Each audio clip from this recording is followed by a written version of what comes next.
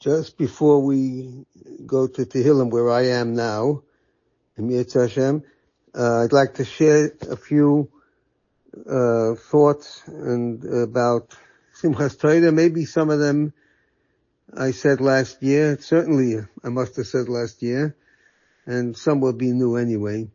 First, I'd like to say that the last days of Sukkot, especially after Tafshin Lamed Ches, 1977, after them, when the Rebbe had a heart attack in the middle of Hakofis, of Shmini Atzeres, the secretaries were really, really afraid and nervous at that time.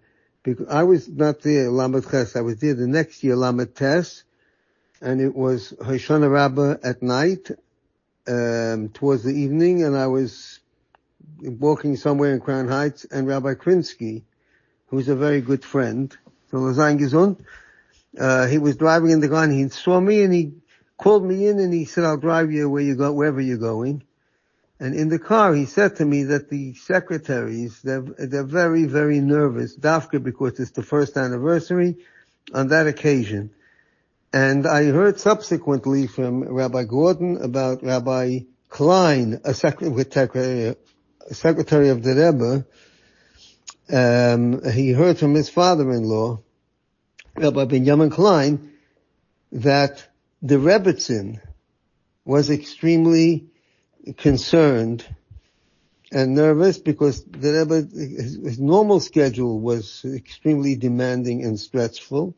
Over Yom Tov, in what he did just the avodah, and then all the thousands of people who visited, and they were very nervous the whole month of Tishrei. And one year after Yom Tov, Rabbi Klein had to speak to the Rebbetzin about something. It didn't make a call just for this, but when he was on the phone, he said to the Rebbetzin, Baruch Hashem, says Aduch Yom Tov. Thank God the Yom Tov has passed. And the Rebbetzin said, Nicht Aduch, Zugekumen. We don't say that it has passed. We say it has increased. It has given us something. In other words, the Rebbetzin Chayamushke wouldn't accept that it's just a passive thing. A Yom Tov happened, and you're nervous about any of the side effects that might be there, but it's there in order that it should increase something to us. And I just think it's something I'm trying to think myself, that we should be thinking about, pack a little bit more in over these precious 48 hours which end Simchas Torah. Now, a few things about the Horaisa by the Rebbe. I mentioned in the previous voice note how in the earlier years it was hours, I don't know how long it was, I was a kid, but it took a very long time, the selling of the psukim, and the saying, but it was also a tremendous happening, because there was tremendous simcha, a niggin to start at the beginning, and after each time they sang it, they were long, almost like a hakafa. And I remember that, I think it was in Lamed Hay. That was the first time I visited. It might have been Lamed Tes, which was the second time that I visited after we went on Shlichus. And while all the different things were happening, the Rebbe wanted a chumash. I think I have to search my memory maybe, but I'm almost sure it was Rabbi Meir Halik, Olav Shalom, who gave the Rebbe a chumash. The Rebbe asked for a chumash. It was there was no chumash there nearby. It was a small, it's a brown cover. It's about 4 inches by 3 inches, or so almost like, it's a traveling chumash type of thing, because there's a very long chitas on Simchas Torah. This was Simchas Torah by day, I think, on that year. And in later years, I think Rabbi Zalman Chanan put out some kind of a more primitive, Dvar Malchus type of thing, with the shiurim of Chitas in it, was put out. And, in his printing, outfit there, which was next door to 770. And, I think they never had that, later years. That I'm not sure, but the Rebbe was, facing the wall, the Mizrach wall in the south corner where the Rebbe's Mokum Kavua was. And, while all the selling, whatever was happening, the Rebbe was busy with other things at that time and hardly turned around. I do remember that in Tov Shin Chof, maybe it was in the early Chofs.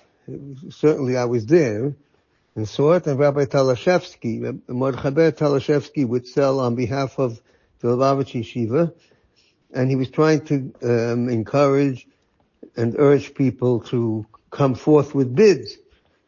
And at some stage, he just said, the Rebbe is mead, the Rebbe is tired, so, get moving, shake yourselves up.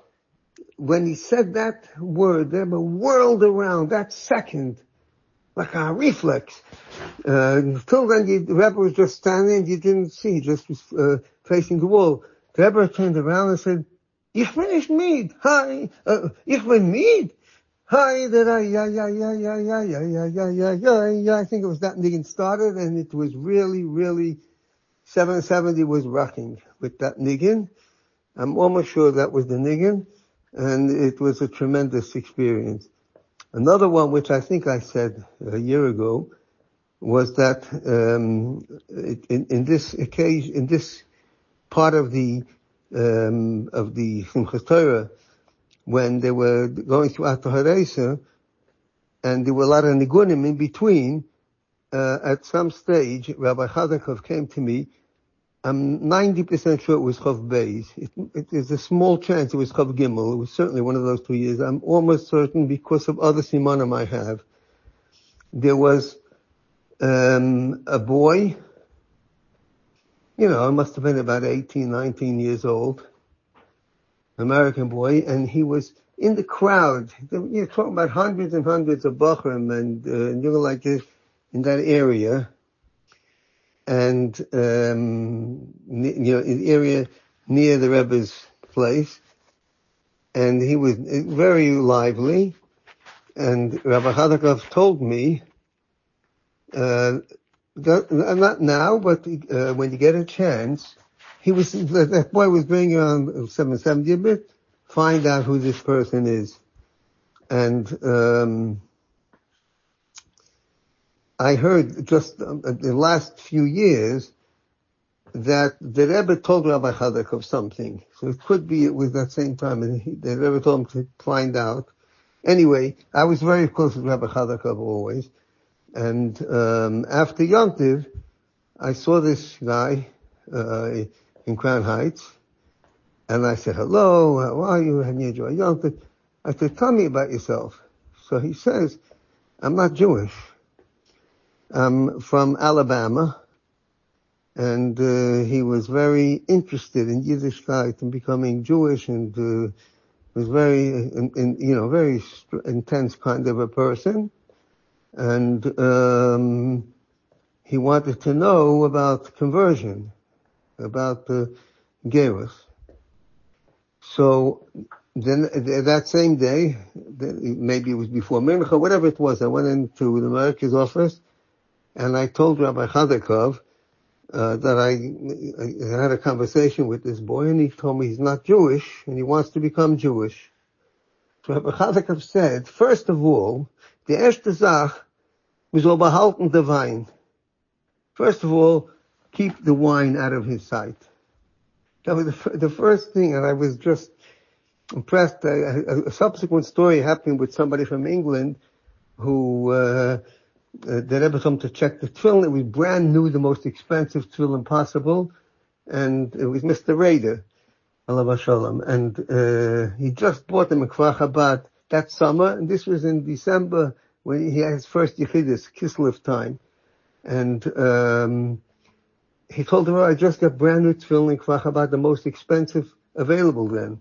The Rebbe checked them anyway. This was a Sunday night. Monday, he had them checked, and they were really, really the most muhuda possible, but the parshias were put in the wrong order, and because of that, it's fossil. It's not v'hayu. And so he told Rabbi Chadakov, or Rabbi Vogel told Rabbi Chadakov, he was with him in New York. He told him that what a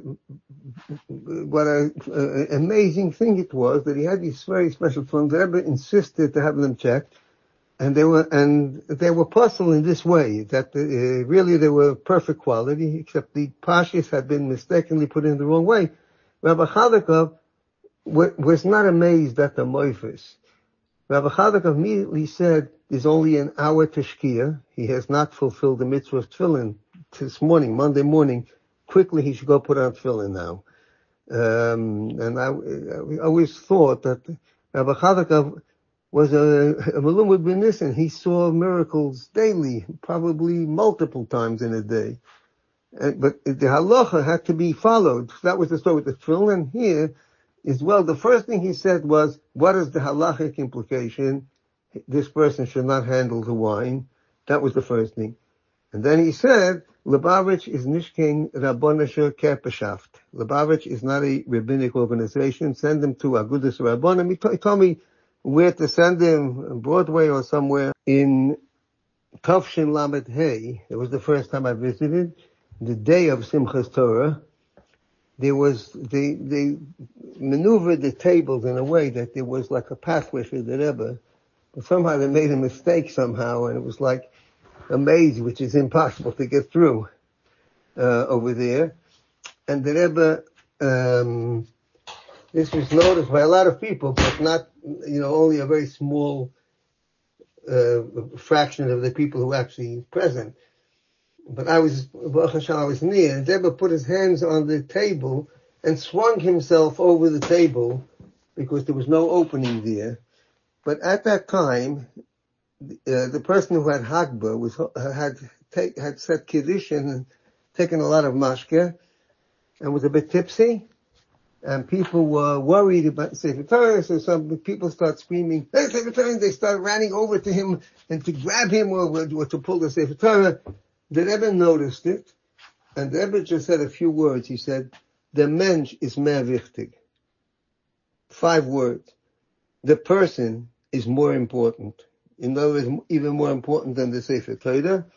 And in subsequent years, you look at the Sikha of before Hakofis, Tavshin Memvov, when the Rebbe spoke about why the Torah ends with Ein Nechol Yisrael and Rashi, the very, very final Rashi, and the very final thing the Torah has to say about Moshe Rabbeinu is not that he got the Torah.